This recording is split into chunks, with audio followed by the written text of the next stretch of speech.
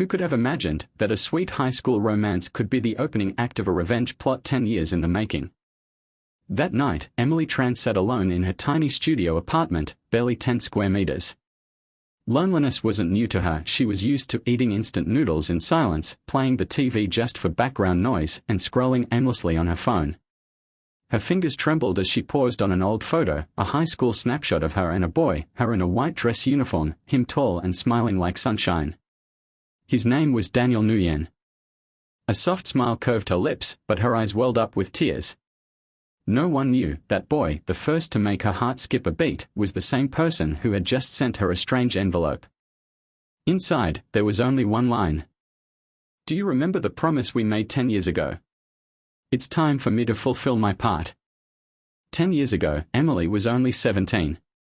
A girl from a poor rural town, motherless since she was a child, living with a drunk and debt-ridden father. She was smart, quiet, never dared to dream big like her classmates. Until she met Daniel. He was the new transfer student. His family was wealthy, his father ran a major construction company, his mother taught at a top university. Daniel was handsome, brilliant, and consistently top of the class. Everyone assumed someone like him would never notice someone like Emily. But he did. He approached her. Asked for study help. Sat beside her at lunch. Brought her candy. Walked her home under shared umbrellas. Slowly, sweetly, he won her heart. And they fell in love. Innocent. Tender. Emily felt happiness for the first time. For once, her life didn't feel like a trap. But then, strange things began to happen. Just before the semester exams, the school principal received an anonymous email accusing Emily of cheating. She was innocent, but her reputation was tarnished. Friends began to distance themselves. Then, out of nowhere, her father was arrested for gambling, just as a tabloid released a damning photo of him. It felt orchestrated. Daniel held her hand through it all. Promised to protect her. Whispered, "I'm here for you." But misfortune kept coming. One day, private photos, ones only Daniel could have had, leaked online. Rumors exploded.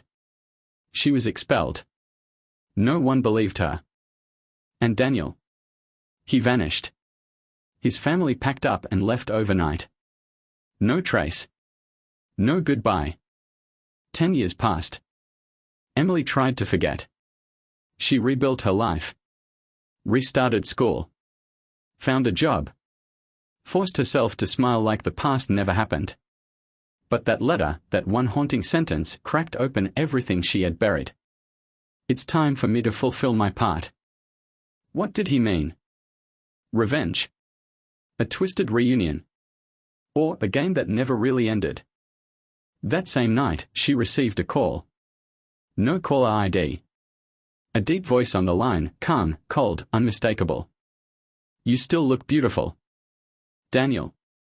I need you to do something for me. Something you can't refuse." "Why would I help you?" "Because if you don't, you'll lose everything you have. And everything you think you knew about the past. It's all wrong."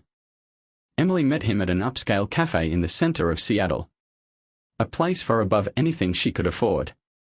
In the dimmest corner, he sat waiting, not the boy she once knew. Now a man in a tailored black suit, with piercing eyes and a face carved from ice. He didn't smile. "Looks like life's been good to you," he said, pouring her a glass of wine. "But I didn't come to reminisce. I came to end this." The conversation lasted only 17 minutes.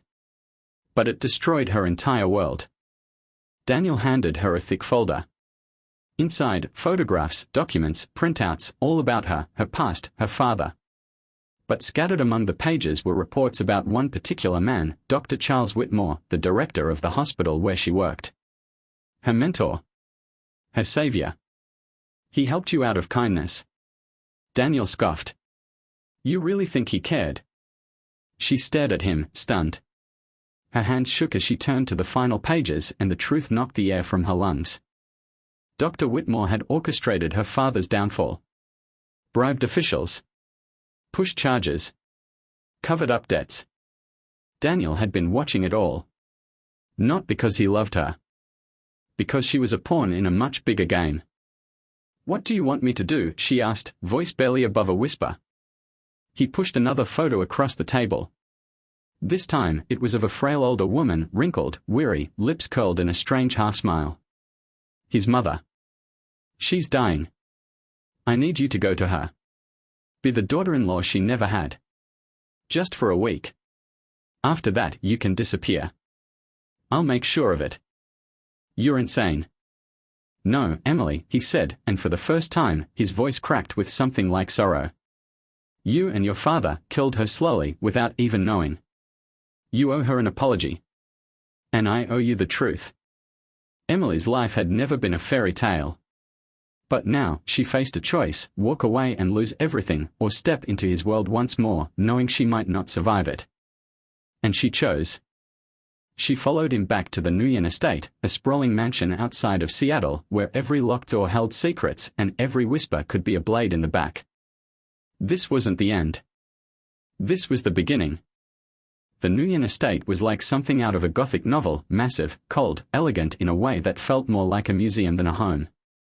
As Emily stepped through the iron gates and onto the polished marble floors, a chill ran through her spine, not from the drafty air, but from the realization that she had just stepped back into a past that was no longer hers. Daniel walked ahead of her, not saying a word, not even glancing back. He no longer treated her like the girl he once knew, nor even a guest, more like a hired hand who had overstayed her welcome before she even arrived. "Your room is on the second floor. Don't wander," he said curtly. A maid approached silently, bowed slightly, and led her down a long corridor. The house was too quiet. Every creak of the floor echoed like a warning. At the end of the hall, the maid stopped and opened a door. The room was modest compared to the rest of the mansion, but the sheets were spotless, the window overlooked the dead garden, and everything smelled of antiseptic and secrets. That night, Emily couldn't sleep. She stared at the ceiling until her eyes burned. Every tick of the antique wall clock seemed to count down to something terrible. And then, just before midnight, there was a soft knock. She sat up. Her heartbeat quickened. It was Daniel. He didn't enter. "She wants to see you. Now." The woman in the bed looked like a shadow of her former self.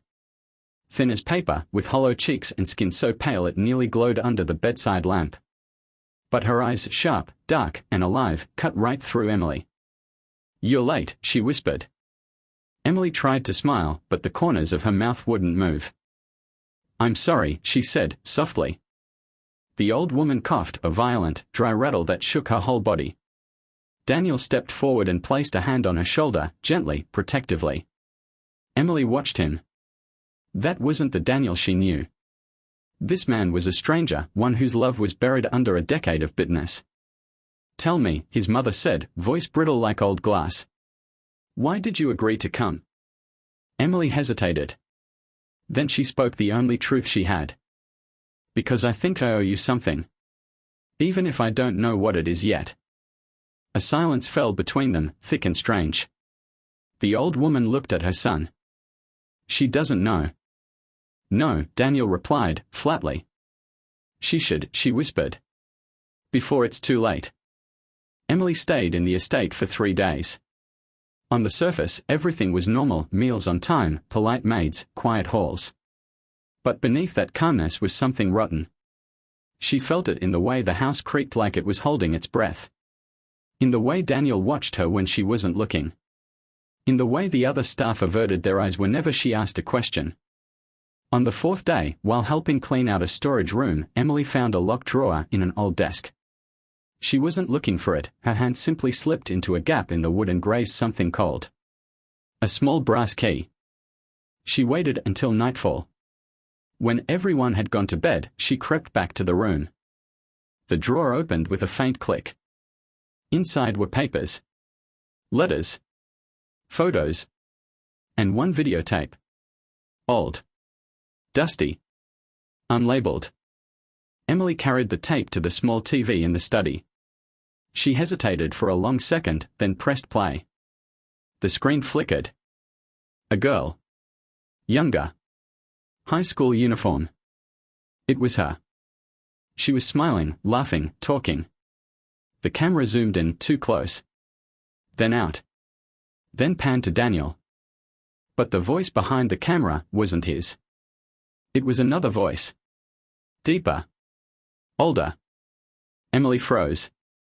The man filming the video was Dr. Charles Whitmore.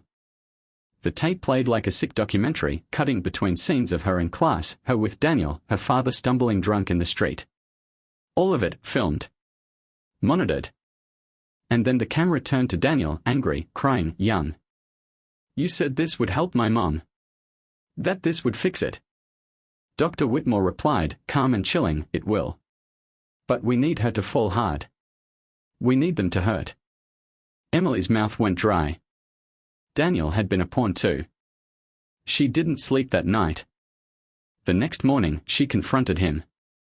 "You knew," she demanded. "You let him ruin my life. My father, he died in jail, Daniel." "I didn't let it happen," he said, voice flat. "I made it happen." The words hit her like a slap.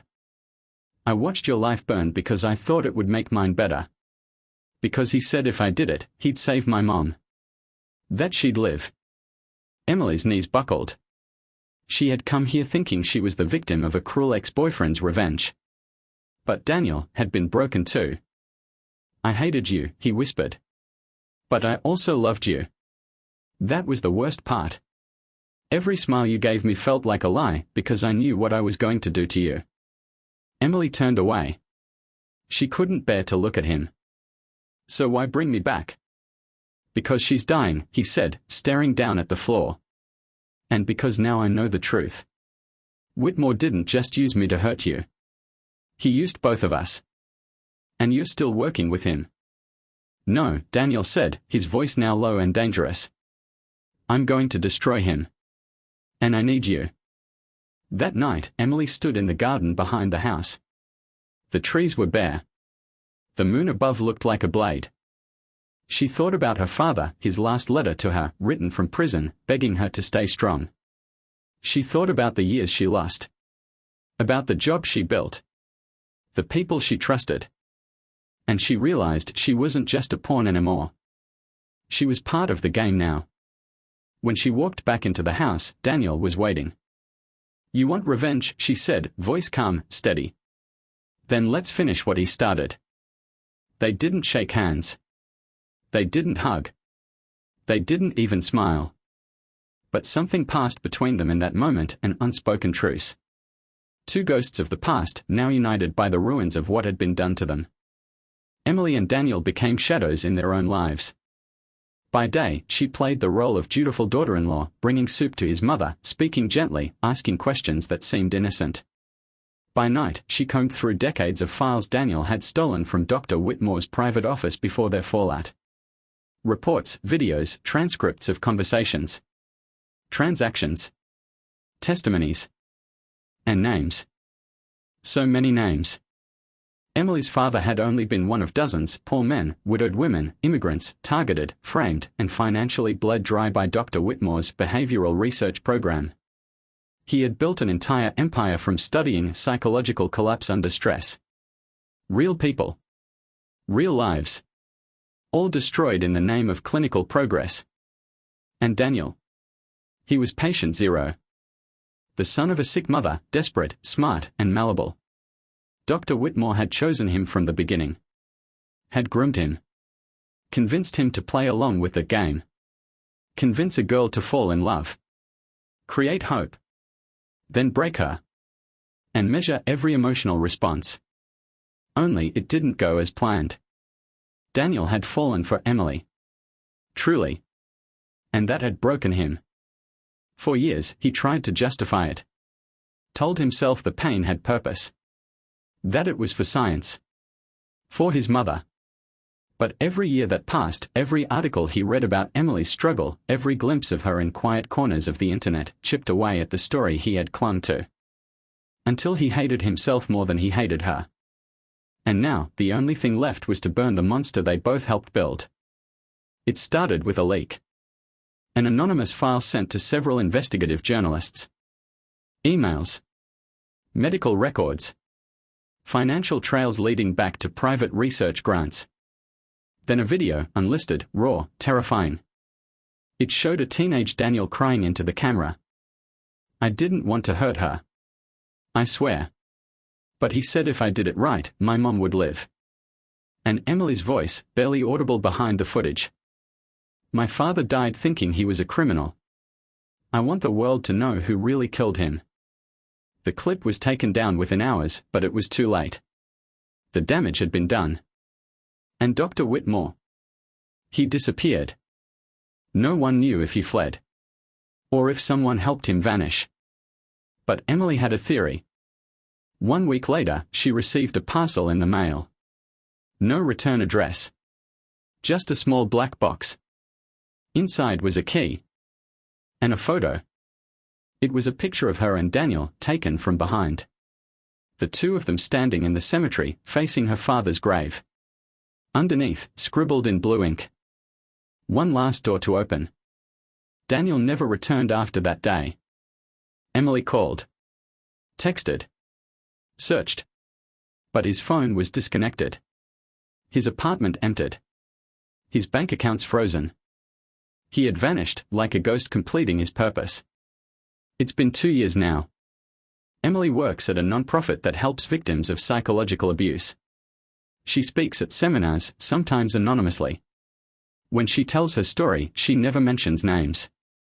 Just the feeling of falling for someone who already knew how the story would end. Sometimes, when she walks through the city, she feels eyes on her. Sometimes a shadow crosses a reflection behind her on a train window. And once, just once, she found a red origami crane on the bench outside her office. She smiled. Not everything had been healed. But something had been redeemed. The house. The Nguyen estate. Sold. No one wanted to live in a place where every hallway remembered. Dr. Whitmore.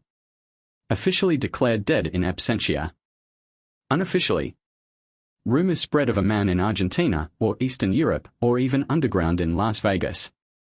But Emily doesn't care anymore. The past no longer owns her. Daniel had once said he'd brought her into the game. But in the end, she was the one who ended it. And now, when people ask her if she believes in love, she pauses. Then says quietly, "I believe in truth. Even when it hurts. And sometimes, that's the only kind of love worth dying for."